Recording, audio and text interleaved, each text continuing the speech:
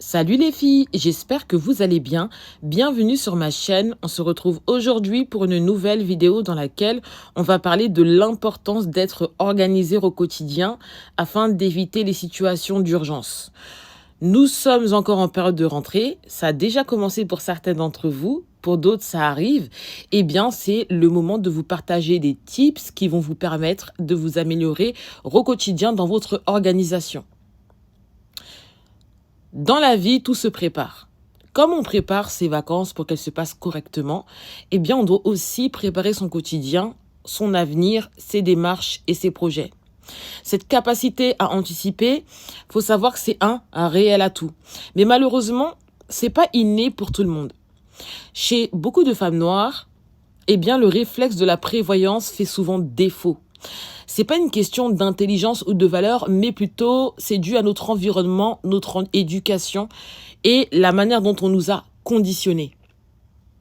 Nos parents qui viennent de pays africains, donc de pays où il y a une grande instabilité économique, sociale ou politique, malheureusement, ces environnements leur ont empêché de faire des plans sur le long terme. Ils ont été conditionnés à vivre dans l'immédiat, dans l'urgence, parce que demain, c'est jamais garanti. Et résultat des courses, ils ont pas été en mesure de nous transmettre la culture de la planification, de l'organisation ou de la prévoyance. Quand on vit dans des milieux où on vit au jour le jour, où on règle uniquement les problèmes lorsqu'ils arrivent, eh bien, on adopte naturellement ces schémas. Mais dans une société occidentale qui est structurée, compétitive, bureaucratique, eh bien, ces comportements deviennent clairement des handicaps.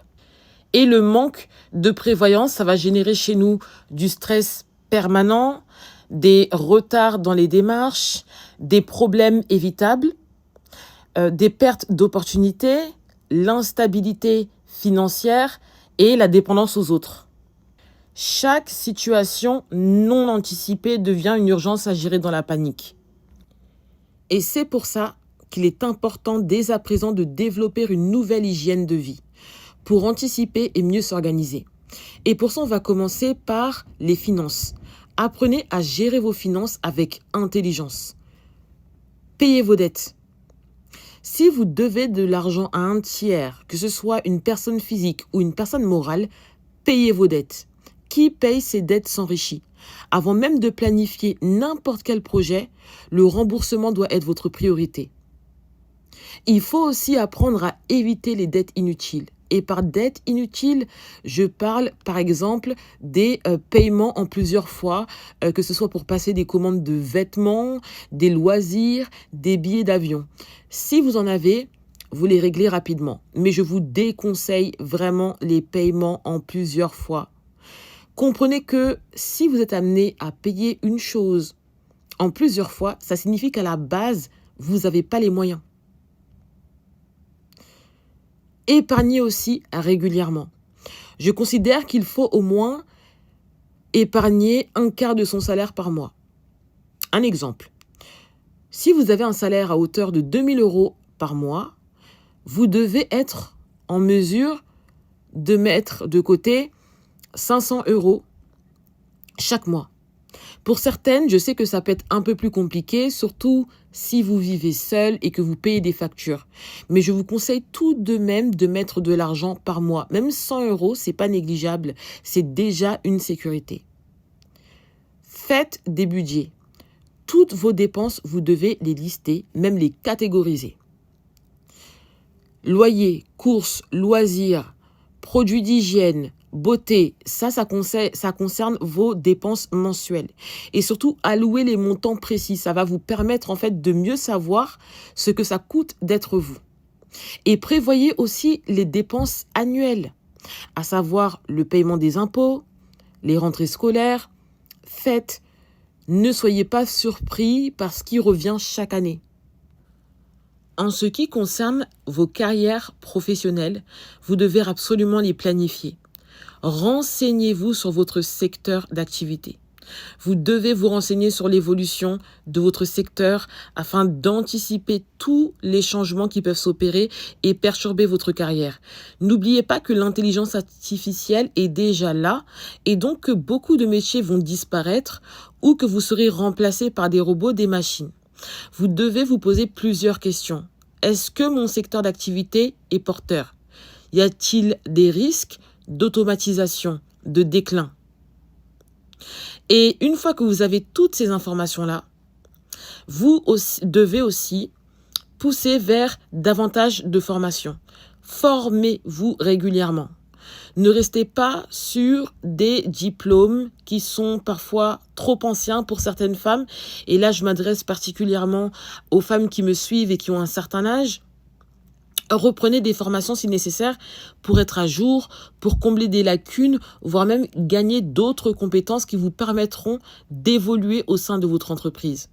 En tant que femme noire née en Occident et ou vivant en Occident, vous devez être diplômée ou formée à un métier. Au minimum, c'est une obligation.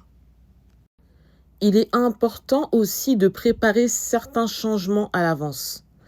En entreprise, il se peut que des changements s'opèrent pour différentes raisons, que ce soit le départ d'un dirigeant ou d'un manager, une réorganisation ou même une situation qui vous concerne où les choses se dégradent pour vous.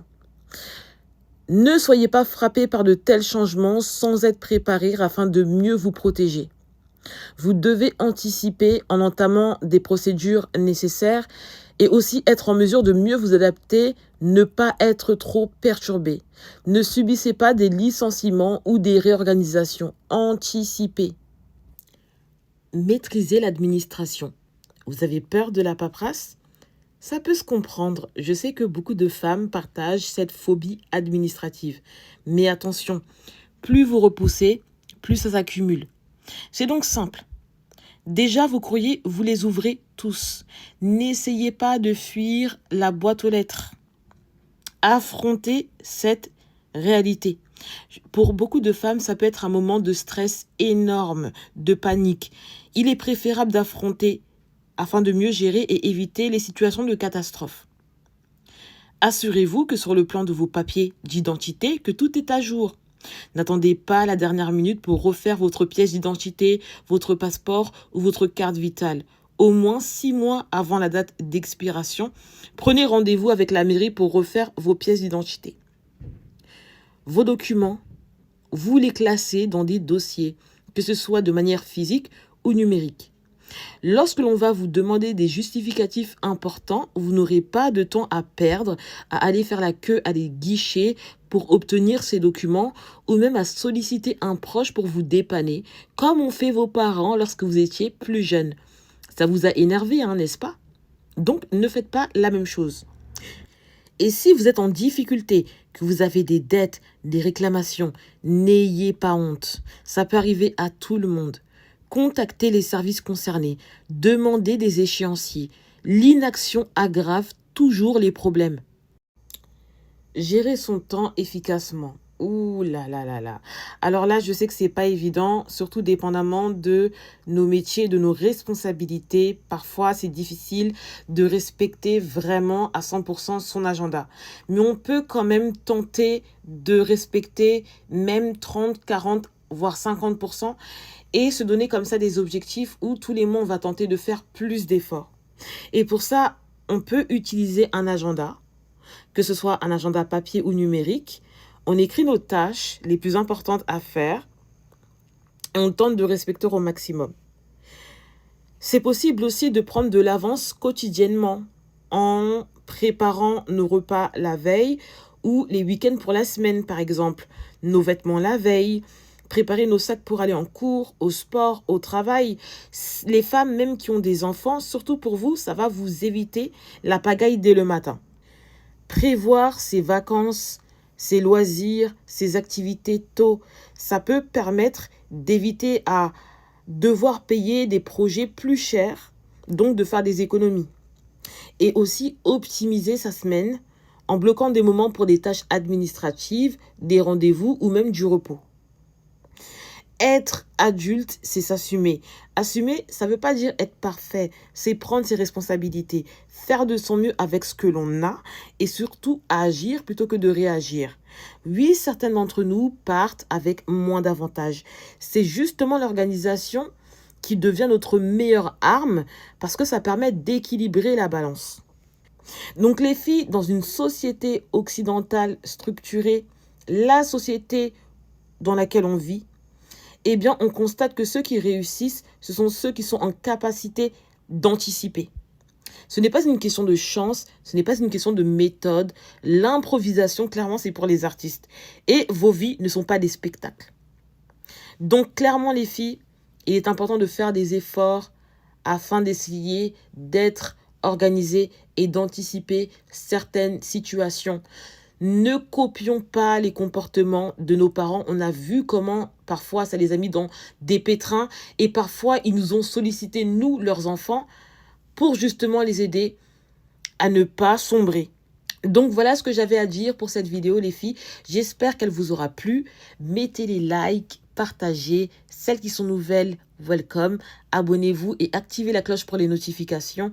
On se retrouve prochainement pour une nouvelle vidéo. Bye!